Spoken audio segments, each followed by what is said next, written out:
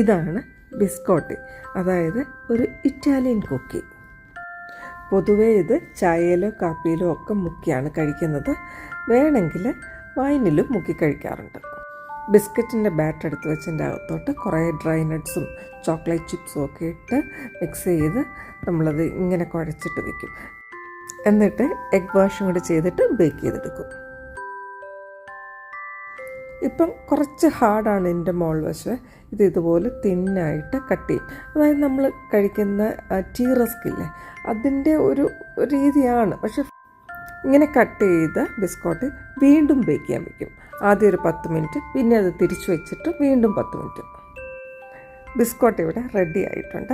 ശരിക്കും കുറച്ച് ക്രിസ്പിയാണ്, കുറച്ച് ഷെൽഫ് ലൈഫ് കൂടുതൽ കിട്ടുന്നുണ്ട്. എന്നിട്ട് വേണേൽ അങ്ങനെ നേരെ കഴിക്കാം. അല്ലെങ്കിൽ ഇതുപോലെ ചോക്ലേറ്റ്സിലൊക്കെ മുക്കി ഇഷ്ടമുള്ള ഡ്രൈ നട്ട്സോ ഡെക്കറേഷനോ എന്തെങ്കിലുമൊക്കെ ഇട്ടിട്ട് വയ്ക്കാം. അപ്പോൾ ഒരു ക്രിസ്മസ് വൈബ് കുറച്ചുകൂടി കൂടുതൽ വരത്തില്ലേ. ക്രിസ്മസ് ടൈമിൽ ആർക്കെങ്കിലുമൊക്കെ ഗിഫ്റ്റ് കൊടുക്കണമെങ്കിൽ നല്ലൊരു ഓപ്ഷനായി ബിസ്ക്കോട്ടിയെ. ശരിക്കും യൂട്യൂബിലൊക്കെ ഇഷ്ടം പോലെ റെസിപ്പി ഉള്ളതുകൊണ്ടാണ് ഞാൻ ഫുൾ റെസിപ്പി കാണിക്കാത്തത്.